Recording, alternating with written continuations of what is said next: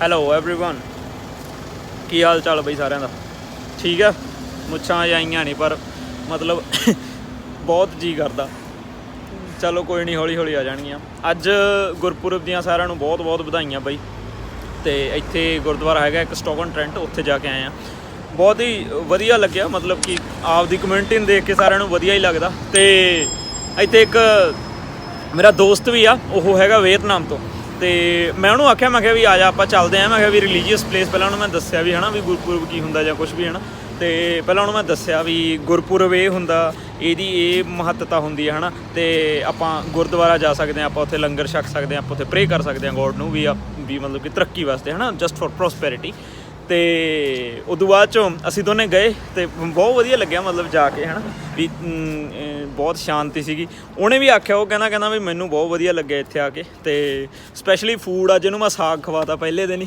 ਇਹਨੇ ਤਾਂ ਕਦੇ ਖਾਧਾ ਨਹੀਂ ਸੀ ਸਾਗ ਕਹਿੰਦਾ ਬਾਹਲਾ ਘੈਂਟ ਲੱਗਿਆ ਸਾਗ ਤੇ ਉਦੋਂ ਬਾਅਦ 'ਚੋਂ ਸਾਰਾ ਮਤਲਬ ਕਿ ਖਾਣਾ ਪੀਣਾ ਸਾਰਾ ਘੈਂਟ ਲੱਗਿਆ Hi everyone Hello everyone Yeah My name is Chuan I'm come from Vietnam today Harry leads me to a religious place. Yeah, it's called Gurudwara. Yeah, to celebrate. Yeah. A festivals. Yes. When I came there, the people at this place are so friendly. Yeah, friendly and kind. At this place, I have experiences many interesting things. Yes. Like eating Punjab food. Yeah. Like Punjab food. Like saag, sweet rice, yogurt. Yeah. And which is the most loved thing? And do some ritual. Yeah. Some unique ritual. Yeah, unique ritual. And what about the taste of saag?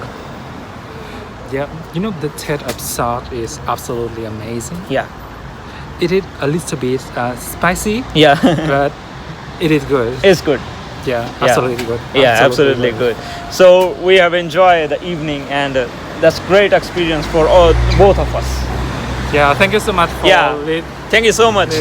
ਠੀਕ ਹੈ ਵੀਰੇ ਗੁਰਪੁਰਬ ਦੇ ਬਹੁਤ ਵਧਾਈਆਂ ਤੇ ਮੋਰਚਾ ਜਿੱਤਣ ਦੀਆਂ ਸਭ ਤੋਂ ਪਹਿਲਾਂ ਸਭ ਨੂੰ ਬਹੁਤ ਬਹੁਤ ਵਧਾਈਆਂ ਬਈ ਜਿੰਨੇ ਵੀ ਬੰਦੇ ਦਿੱਲੀ ਬੈਠੇ ਆ ਜਿੰਨੇ ਵੀ ਦਿੱਲੀ ਨੂੰ ਸਪੋਰਟ ਕਰ ਰਹੇ ਆ ਦਿੱਲੀ ਮੋਰਚੇ ਨੂੰ ਸਪੋਰਟ ਕਰ ਰਹੇ ਆ ਸਾਰੇ ਵੀ ਇੰਟਰਨੈਸ਼ਨਲ ਹੈ ਨਾ UK USA ਸਭ ਕਿਤੋਂ ਤੇ ਸਾਰਿਆਂ ਨੂੰ ਬਹੁਤ ਬਹੁਤ ਮੁਬਾਰਕਾਂ ਮੋਰਚਾ ਜਿੱਤਣ ਦੀਆਂ ਤੇ ਇਹ ਸੀਗਾ ਆਪਣਾ ਬੰਦਾ ਤੇ ਇਹ ਕਹਿੰਦਾ ਸਾਗ ਤਾਂ ਬੜਾ ਘੈਂਟ ਲੱਗਿਆ ਮੈਨੂੰ ਕਹਿੰਦਾ ਐਬਸੋਲੂਟਲੀ ਡਿਲੀਸ਼ੀਅਸ ਤੇ ਬਾਕੀ ਮੈਂ ਇਹਨੂੰ ਆਖਿਆ ਸੀ ਅੱਛਾ ਇਹਨੇ ਮੈਨੂੰ ਇੱਕ ਗੱਲ ਆਖੀ ਸੀ ਕਹਿੰਦਾ ਵੀ ਮੈਂ ਹੈਗਾ ਵਿetnamese ਤੇ ਵੀ ਮੈਂ ਵੀ ਬੁੱਧਿਜ਼ਮ ਕਲਚਰ ਨੂੰ ਮੰਨਦਾ ਤੇ ਕਹਿੰਦਾ ਮੈਂ ਜਾ ਸਕਦਾ ਮੈਂ ਕਿਹਾ ਬਾਈ ਕੋਈ ਵੀ ਜਾ ਸਕਦਾ ਉੱਥੇ ਗੁਰੂ ਦਾ ਘਰ ਹੈ ਰੱਬ ਦਾ ਘਰ ਹੈ ਕੋਈ ਵੀ ਜਾ ਸਕਦਾ ਤੇ ਹੁਣੇ ਕਹਿੰਦਾ ਵੀ ਜੇ ਅਗਲੀ ਵਾਰੀ ਮੈਨੂੰ ਕੋਈ ਉਹ ਹੋਇਆ ਤਾਂ ਮੈਂ ਜਾਊਂਗਾ ਤੇ ਬਾਕੀ ਇਹਨੂੰ ਵਧੀਆ ਲੱਗਿਆ ਸਾਗ ਖਵਾਤਾ ਅੱਜ ਇਹਨੂੰ ਪਹਿਲੇ ਦਿਨ ਹੀ ਤੇ ਚਲੋ ਠੀਕ ਆ ਬਾਕੀ ਰਿਪੋਰਟ ਬਾਅਦ ਚੋਂ ਓਕੇ ਬਾਏ